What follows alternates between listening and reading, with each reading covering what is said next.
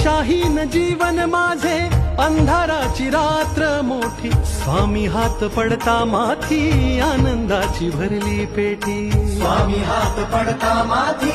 आनंदाची भरली पेटी स्वामींची ती अनुभूती सागराहूनही मोठी दुःख सारी दूर होती नाम येता तुमचे ओठी दुःख सारी दूर होती नाम येता तुमचे ओठी कृपा सिंधू स्वामी समर्थ